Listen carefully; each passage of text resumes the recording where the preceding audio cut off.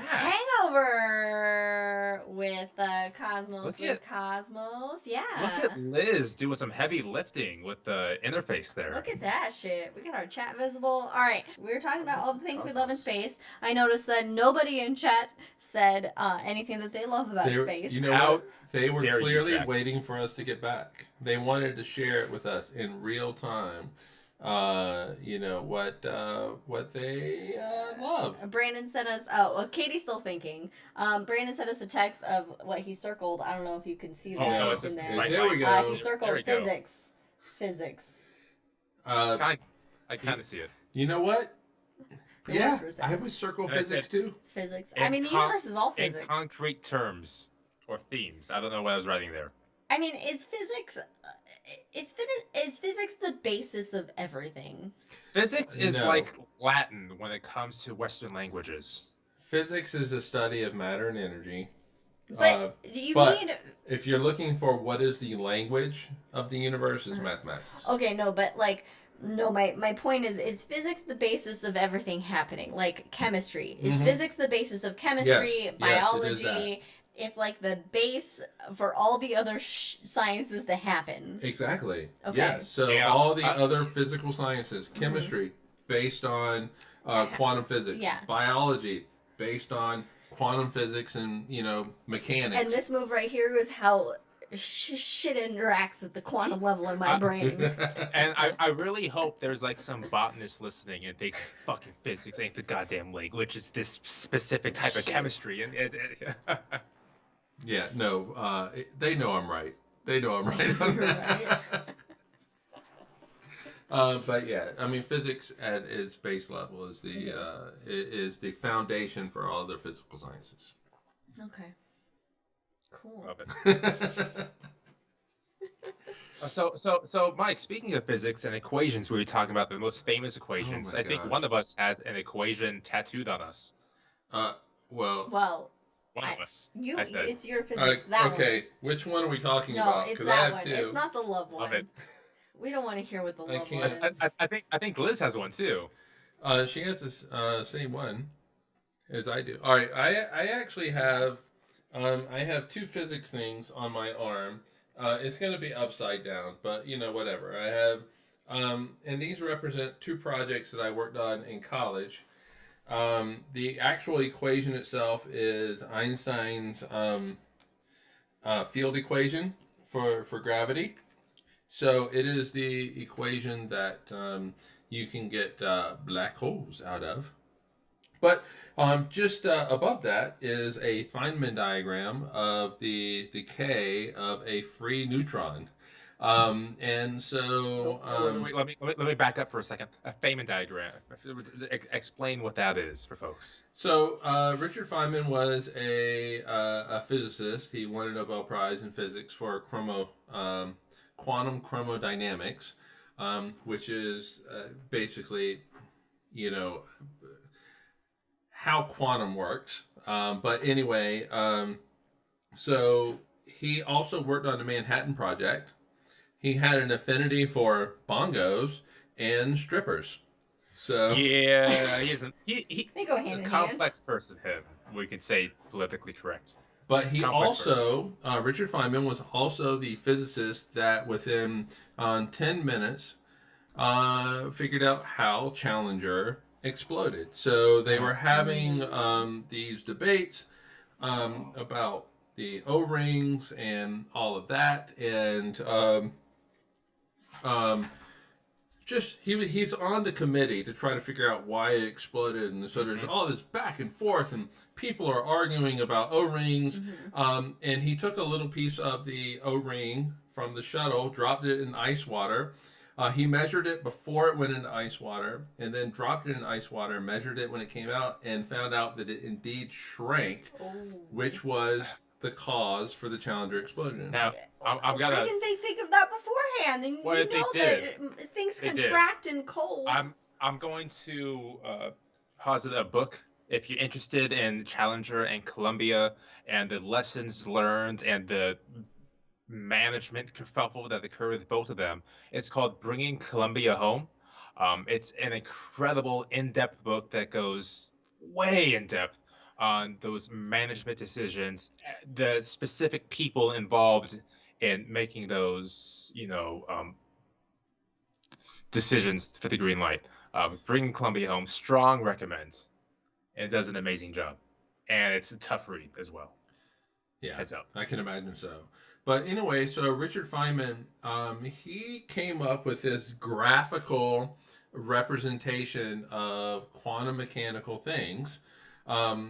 Things like, protons and electrons interacting and quarks interacting with each other, and that type of thing. And one of the projects I worked on when I was in college was the decay rate of a free neutron, which has implications for the universe. But anyway, turns out it's about 13 minutes. That if you have a free neutron just kind of floating around out in space, it will decay into a proton, a neutron. A neutron will decay into a proton, an electron, and it will emit a neutrino as well. And that is represented on my arm gravitationally graphically as a Feynman diagram. I don't know if you can. Let's just. Okay. There you go. Oh, okay, that works well. Oh yeah, that's math right there. There you go. Yeah. You gotta get up to the camera. Well, I was those diagrams though, those diagrams, when you really Dogs. understand. Oh, dogs, it's a drink. The dogs, that's you know a what? drink. We never chugged in the first episode because they slept. No, but we So I drank. ran out. We drank We because did we had I made a Star Wars reference. Yeah, but I thought the rule was that the Oh, dogs. no, yeah, didn't- No, made one Jack too. is dreaming. No, if Jack it's didn't bark. if we don't do any of the rules, then we check Oh, the drink. But we okay, did a couple Star Wars. We did one rule. But those Feynman diagrams, what his name is, once you actually understand what they are and what they represent, I have a tough time saying that name. But when you understand it, it's really fascinating to look at them. It's just a neat feeling to understand it. Yeah, so I can look at this and I can go, okay, so we have some quarks that come in. They emit a W boson. You get an electron and a neutrino that comes out, and you get a new set of quarks that come out. So I love quarks and bosons and the fundamental physics periodic table there. It's just so much fun to say. They sound like made-up words. I like quarks and machos and wimps. Yes. Those are Yes, the ones. with dark matter, yes. Uh-huh. So, yeah, scientists are okay. They're pretty cool. They come up with some good shit. I am fascinated by the fucking the thing, the accelerator, the CERN. what's it called? cyclotron, CERN, yeah. the thing. I am I Large love Hadron Collider. Large Hadron Collider. That's it. Thank you, Brandon.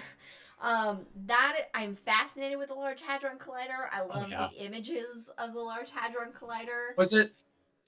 Did we go see the talk by the ASU fucking guy who's kind of an asshole? Not kind of, but is an asshole at the film. Lawrence Lawrence Krauss. We did see have a Lawrence Krauss opinion. talk. We did. He was at the local film bar. theater. He Was did that- a, Film bar. We saw a couple though, didn't we? Or was it just Oh.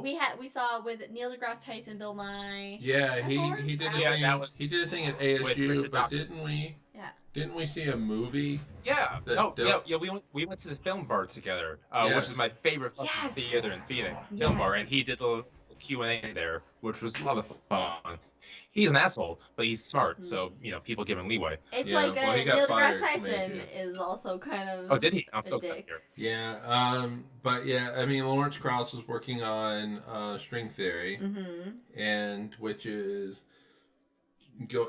right. So you have let Mike describe what string theory Well- is. Like 2 paragraphs. Go.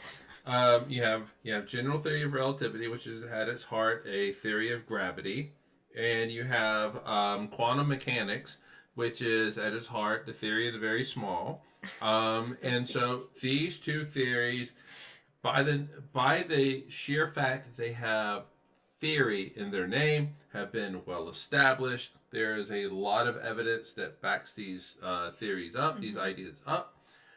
They are amazing at describing the universe. they do not talk well with each other Whoa. at all. In fact, they don't talk each other at all. So they are incompatible with each other. Oh. So I just want to say this one thing. What we're looking for, really, which was what Stephen Hawking and Einstein spent a lot of time looking for, is the grand unifying theory between the big and small, as Mike was about to say. Right. I just wanted And to say it. so what physicists are looking for is the unification of these two theories that... Why do you always do that when It's a fun effect. Just keep talking. So they are looking for a grand unification theory that unifies these two theories that are incompatible with each other, and string theory is one of those. Say that again, but it's such a grand statement to make. That grand unifying theory. To say it again, but mic it up. Oh fuck! I don't know. You can do it. All right, I don't know. So physicists. All right, I'm gonna try it again. Take two. Physicists are looking for a theory that unifies quantum mechanics, the theory of the small, with general theory of relativity, the theory of the large, black holes and galaxies, and the formation of the universe and that type of thing. And string theory is one of those.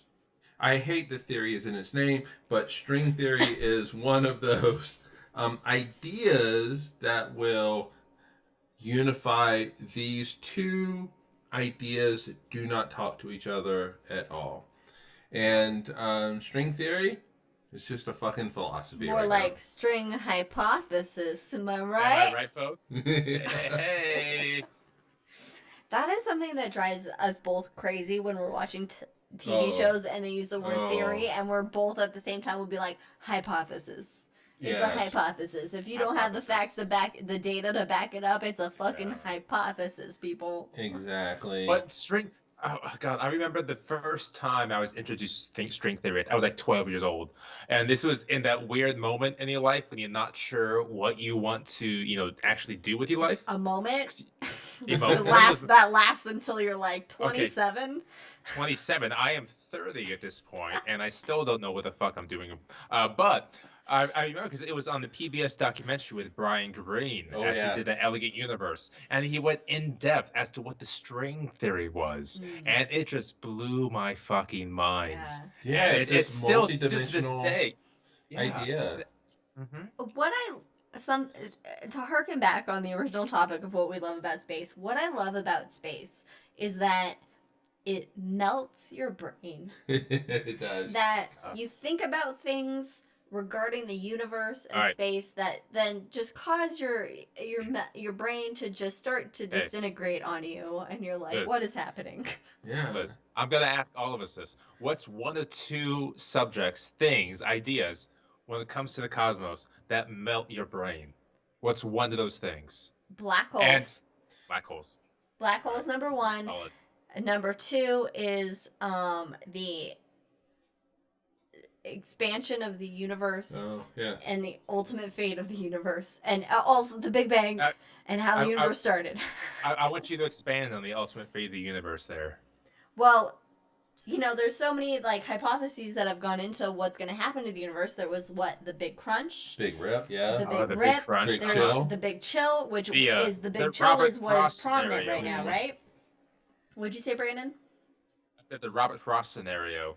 Yeah. That's where the universe ended in fire the or Big ice. Chill. And the Big Chill, which is what is prominent right now, and what's going to happen, is that you have dark energy that's accounting to the acceleration of the universe expansion, but that it's eventually things are going to expand so much, things are going to spread out so much that everything's going to cool down, and you're going to get less and less star formation, and then eventually those stars are, of course, just going to die out, and so that you then have basically nothing that happens, and then my brain is like, what? Yeah, but you know what? To me, is the craziest thing about this is if all right, so the universe expands, it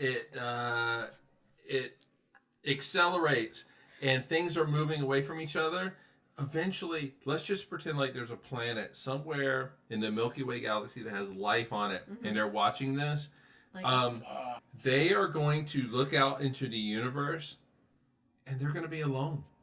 So one of the questions that we had a year ago, fucking 100 years ago, it's a big difference, it's relative. is the Milky Way a singular galaxy in the universe, or is it one of many? Mm-hmm. So what was the Milky Way? The great debate in astronomy. Who was that between? The two great astronomers at the time? Hubble. God damn it. No, it wasn't Hubble. No, it wasn't Hubble? It wasn't Hubble. Hubble proved that the galaxy wasn't at the center of the universe. Yeah, I cannot remember. Side note, they actually traveled around the country, these two scientists, and had debates as to whether that fuzzy thing in the sky was another galaxy or if the Milky Way is the entire cosmos. Mm-hmm. And we didn't fucking know for centuries. Yeah, but in billions of years from now, somebody living on a planet within the Milky Way is going to be like, the Milky Way is it. We are the entire cosmos with these billions of stellar remnants at that point. Some motherfucker in the Propylet in the Eagle Nebula is currently, the Pillars of Creation is currently, being made into a life form, and in a billion years will think, this is Milky Way. Wow, it'll be long after that, but yeah, I mean, what a fucking thing to think about. That's crazy to think about. God, one of my favorite science fiction books, I think it was by Asimov. It's called The Gods Themselves, and it's this weird story in which the alternate realities and multiple dimensions, and humanity is tapping into a different dimension to draw power, but in doing so is drawing power from a different star in that dimension, and it's going to make them go supernova and destroy out this other civilization. So it just kind of made me think. Okay. Go ahead, Mike. Physics. Hey. I'll tell you what. You go read that book. You go read that book. That is a drink. That's a Lord of the Rings reference right there. Yeah. Smeagol. Okay, if you don't, if you don't get the reference, it is when Gollum and Smeagol are having this debate, and Gollum goes, and he turns his head. And every time there's a physics issue, that's what we do. And just the way he moves his finger across his mouth, it sells it. Yes. Sounds like some asthma scenario. Yeah. So anyway, you know what blows my mind? What makes my mind melt? Oh, go ahead, Brandon. I'm saying read the book, then judge the physics. Because Asimov's pretty spot on in physics typically. But continue. Yeah. Is quantum mechanics. Oh, really fuck that. Yeah, it's just so... it's weird. It makes me think of Men in Black in the Marvel scene. Yeah. It feels like everything is an imaginary number. It doesn't make sense to me. Well, yeah, it's so counterintuitive. It's so counterintuitive, and it was made in jest. However, Schrodinger's cat is a perfect example of it. Wait. I need you back up for a second there. Mike, it was made in jest. Yeah, so... How was quantum mechanics made in jest? No. Quantum mechanics was not made in jest. The thought experiment of Schrodinger's cat was made in jest. So... There's a difference there, but yes. Yes, Edwin Schrodinger, the namesake for Schrodinger's equation, did not believe in the interpretation of his equation. So the interpretation is that it is you use it and it gives you the probabilities that something will happen. That the cat in the box is both alive and dead until you open it. So basically, what happens is, Edwin Schrodinger came up with a thought experiment to try to disprove this interpretation of his equation. And he was like, so, what you're saying is, if I have a box, and that box has a cat in it, and also in that box is a vial of radioactive material. What you're saying is, with my equation, that the cat is both alive and dead at the same time. Because if something, if that radioactive material, there was radioactive material in the box with the whole cat the whole time. Oh yeah, so that's the whole thing. Yeah, so you have a cat in a box with radioactive material. I didn't know and that. if the radioactive material decays, it triggers a thing where poison, a vial of poison actually breaks and kills the cat. So he's saying, what? You're saying that my cat is both alive and dead at the same time? Yes, we are. That's exactly what quantum is saying. That the cat is both alive and dead, and you do not know until you open the box. There was go ahead. I just want to say I love the fact that there is a chance, very small, that I could just walk through a wall with quantum mechanics. Yes! I could just walk through a wall. There's a chance that could happen. So that's one of the things I remember most about the Brian Greene documentary back when I was 12 is him leaning against a wall in a bar and saying there is a chance in string theory that I could fall through this wall, and it blew my goddamn mind. But it's not string. It's quantum. It's quantum. You don't need string theory. Wait.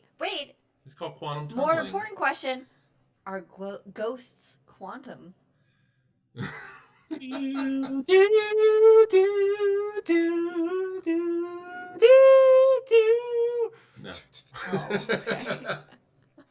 Yeah, no, if you you can actually with quantum tunneling maybe go through a wall. However, it's extremely remote for you. Okay. I know. Wait a minute. It feels even more remote for me. It feels it feels like if you have this science fiction idea, like let's say tunneling, and we want to tunnel through walls or tunnel through matter, we can just say, how does this work? Let's put quantum in front of it, and we'll call it quantum tunneling. Quantum mole people. Yeah, but you quantum know what? turkeys. So when we I think in the episode you may have mentioned nuclear synthesis in stars, stellar nuclear synthesis. Yes. Well, one of the things that makes it happen is quantum tunneling. So you can have a star with damn drinks at this point and no lunch, but you can have a lower mass star than you would think that can have nuclear fusion because quantum tunneling is occurring to actually have that nuclear fusion occur. Okay. Oh, hold on, my brain is melting. Is that the point? Being blown at the moment? Is that the point? Wait, what? Error. My mind was blown for a moment there. 501 error. I don't know. Okay, so as you figure what 501 error is. All right, so if you look at our sun, it has a greater amount of nuclear fusion that occurs because quantum tunneling is a real thing. No, wait, I'm going to stop you right there. I'm going to stop you fucking right there. I had never, ever considered that quantum tunneling is taking place in our sun. And if it is actually happening, which I trust you, it has blown my goddamn mind. My mind is blown, and I don't know what to do right now.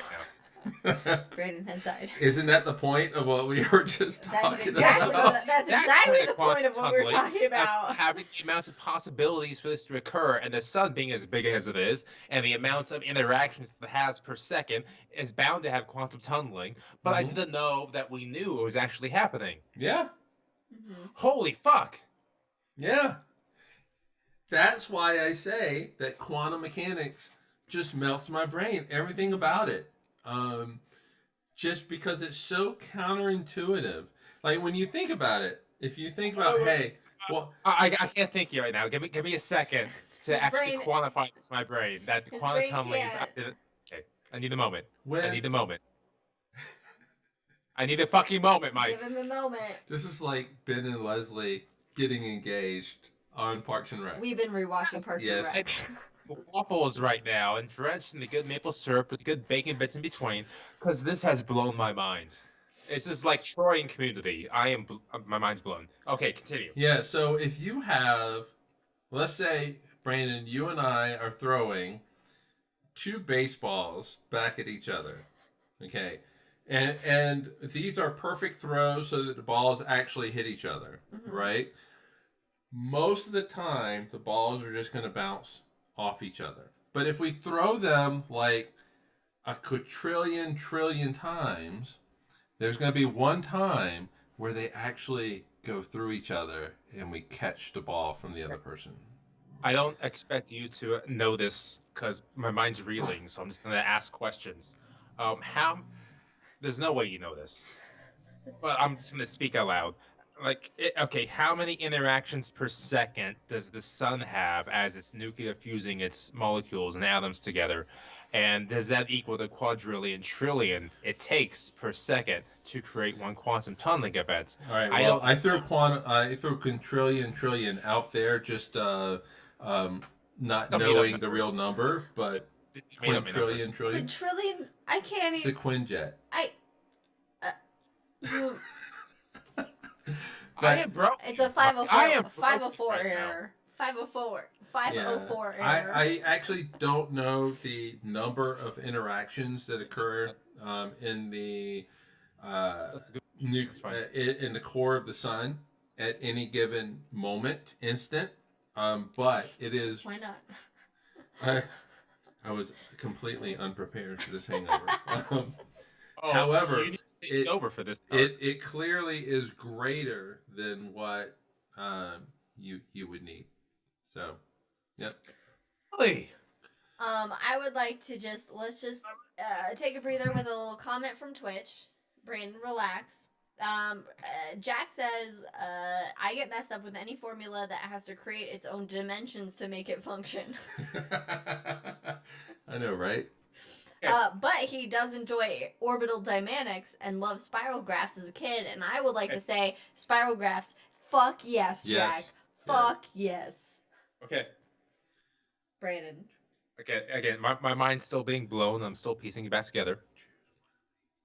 So my question, Mike just said there are enough interactions within the sun per second to trigger quantum tunneling. Yes. That blows my mind. So my favorite space fact before this moment was that just given the amount of galaxies and the amount of stars in the galaxies, and that every second there was a supernova happening somewhere. That is not my second favorite fact. Yeah. Because my favorite fact now is that there are enough interactions per second in the goddamn sun to trigger quantum tunneling. I did not know that, and my mind is blown. So going back to the main podcast, I had talked about looking at the universe, looking at space, asteroids, black holes, everything that may kill us, and no longer being afraid because I understand it and just having a reverence and respect for it. But you understand at a much deeper level, fundamental level, because you understand the physics behind it. Yeah, but still, though, I mean, when you look at asteroids and comets, though, I don't need to have a more fundamental view of it. Or black holes or radiation. I don't need a more fundamental understanding of how the universe works to have that reverence for it. I realize that, comets and asteroids are out to kill me.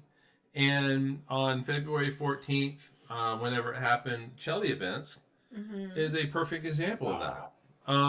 And here's the story. If you do not know about the story, and if I have not said it, which I think I've already have, is that we knew an asteroid was going to fly past us on that day.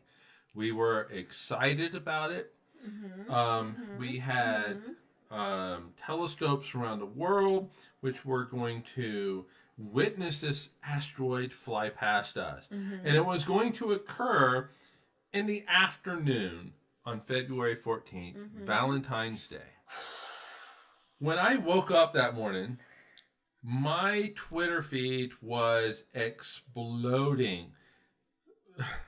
literally and figuratively. But it was exploding because an asteroid that we did not know was coming exploded over Chelyabinsk, Russia, which was an amazing thing, but also a scary thing. What are the fucking odds that happens? That we're looking for one asteroid and another one explodes. Yeah. Billions of years? I don't know. No, yeah, exactly, right? What is so scary about this one is this asteroid came from the direction of the sun. We had no idea it was coming. And so it came, we were blind to the fact that it was coming. And it Blinded by lights. Sorry. and explodes over Russia. Now, here's the amazing thing about this event is that apparently in Chelyabinsk, Russia, people just jump out in front of cars and pretend to be hit. And so everybody has dash cams on their cars. And so there were so many videos from dash cams of this event, of it going This is across when we the sky. learned that Russians used a lot of dash cams. Yeah, of it going across the sky. Chelyabinsk. And then exploding. But there's also this other great video where people actually walk out out of their buildings. They have their cell phones up, and they're just capturing this amazing video. It's quiet. You see this amazing imagery in the sky, and it's so quiet and it's so peaceful. And then all of a sudden, boom, you get this sonic boom that shatters glass. Glass rains down on all these people that are taking video. You hear all this yelling, which you can only imagine is Russian cussing. Curse words. Curse words. That's exactly what it is. And it's insane. It was so high up that this explosion occurred that you didn't hear it until, like, I don't know, however many seconds later. God, I love it. And what is amazing, there's a couple of amazing things about this, is that beyond the fact that we did not see it coming, but also it came in at a shallow angle. So a lot of its energy was dissipated out. That energy went around the Earth, I want to say something like 4 times. So the shock wave, the ringing of the bell, went around the Earth 4 times. Whoa! I love that fact. That's crazy. But if it had come in at a much steeper angle, it would have flattened all of Chelyabinsk. That's how much energy was in it. That's the scary part, is that you couldn't see it coming because it came from the direction of the sun. And if there was just something that was just different about it, like that angle of impact, like there could have been a lot of people dead. Yeah. In Russia, which is why we need, these programs that then look out for planetary asteroids. defense on NASA, folks. Because that is a risk. But correctly, the event itself, the way it happened as it happened, was amazing. Yeah. And just really interesting to observe and react. Yeah, and if you're worried about the people, they're fine. They actually were fine. There were a lot of injuries. There were no deaths. No deaths. That's what's important. A lot of injuries. And I will say, as much as we dislike or disagree with the Russian government, the military came in and set up housing for everybody that day. It wasn't even. I wonder if we would have done so much. Well, it depends on the president. Braden had the correct answer. 3 months ago? No. I would like to highlight Jack's comment on Twitch that there was also a movie math class that apparently he had the option for calculus 1, 2, and 3. That was connected to Die Hard, Austin Powers, and Monty Python Holy Grail, and this sounds amazing. And I wish I had that math class. Now, Liz, for you and me, because we're alike in this scenario. Yes.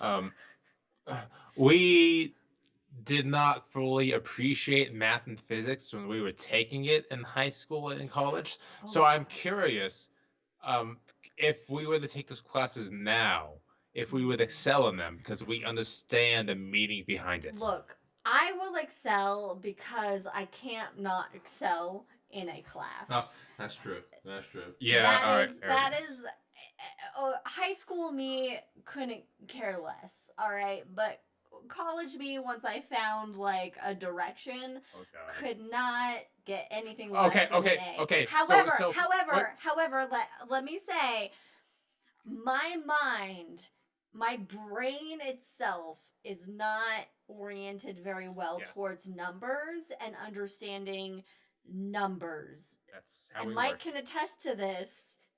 I have a comment. Please As comment. do I. Okay. I can attest to this where Straight D's? I Oh did- wait, I did not get straight D's. We okay? are getting some internal dialogue here with I am tempted the to Liz actually family. order my transcript from Oh, Monta you Vista should. to see what You it was should. actually. Look, okay. Okay. Anyway, my brain is not. It's not calibrated for numbers very well. But also, like, for me personally, I don't get math, and I know I should because it makes complete sense when you really think about it. It doesn't make But sense. I There's incline numbers more and to the letters and stories spelling and lines. to the legends behind things, and so I identify far more with Liz than I do with any mathematician. So it has nothing to. That's a drink. That's a Davison mistake, Mike. No, actually, It's a yes, Davison it's a Davison drink. We got a spill! He pulled a Davison and spilled his drink! I only have this much left now. All right, everybody take a drink. Oh my god! Alright, I'm gonna go get paper towels. But that's what I was thinking of. We all have the potential to be great in our respective fields, but just through chemistry or faith of upbringing or whatever, we cannot all. I wish we could all be the next Shakespeare or Einsteins or whatever behind it. We can aspire to be them and contribute to our fields, but like there's only one Shakespeare, for example, and things like that. Yeah, there's only one Einstein. But you know, the interesting thing about Einstein is Einstein had a mathematician for general theory of It's relativity. like Kepler. Kepler Oh, had no, he had a Like, mathematician. even E equals MC squared wasn't brought up solely because of Einstein. He still read others and was inspired and grew off the theories of other people as well. So Yeah. they're not individual obelisks towards heavens. Like even Galileo, or not Galileo, Newton, he may have been different because that is basically, if math had a Jesus, it would probably be him. Newton. Well, physics math, yes. Physics Yes, math. yeah. But if you were to quote unquote ask not Einstein but Newton, and I don't even have to put it in quotes. If you were to ask Newton why he was as great as he was, he literally said that he stood on the shoulders of. The reason why I can see so far is because I stood on the shoulder of Yes! giants. And what those giants. amazing. Yes. What an amazing thing to understand about yourself is that the only reason why I'm here is because Galileo Galileo And Johannes Yeah. Kepler. These Kepler. those were the giants that Newton said that he stood And on the for- shoulders of. And for a fucking Newton to say that, which if there was anybody in history that could say I am the greatest and I own everything I have thought of, it would be Newton. It was but Newton. he understood. He was an arrogant understood- motherfucker. But he understood that he stood on the shoulders of these other giants that came before him. Yes. It's a wonderful But thought to have. All of us stand on the shoulders of giants Yes. before us because it always takes someone before us to think of the things. I- Just like Yeah. now, If- people in the future, if- are going to yeah. stand on whoever. If you were to ask Einstein, he would say, "Hey, you know what? Maxwell, he actually gave me a bump up where I could see a little bit further." Mhm. It's just that Einstein was the first person to say, "Hey, you know what? Speed of light. Hey, we're going to make it a constant, and everything else is going to be different because of it." And And yet somehow these people have evolved and were born and evolved to think of these things in this giant universe of fucking chaos and shit we shouldn't be able to survive in. Yeah. I mean, I think about it. All right, so I was thinking about this. I was like, okay, so Perseverance is going to land. It's going to be 7 minutes of terror. It's going to come into the atmosphere. You're going to have the heat shield. And then from the heat shield, you're going to, the heat shield is going to go off. You're going to have, it's going to fall off. You're going to have this big parachute. Supersonic parachute. That supersonic parachute that slows it down. Supersonic. And then it's going to slow it down to an incredibly slow speed. You can have these retro rockets fire on this apparatus. And then a motherfucking sky crane is going to lower Perseverance to the surface. And then Perseverance is going to touch down on the surface. It's going to cut the cords. And then the sky crane is going to fly off, because you don't want it coming straight down on the rover. Crash. If any of these things fail, they won't. None of it works. If somebody didn't convert one thing. I know. They One have person's math This was basically all they had to do was copy and fucking paste it from Curiosity. That's true. all it was at this point. That's true. We did Couple it extra before, pads. copy and paste. Come on, Boback.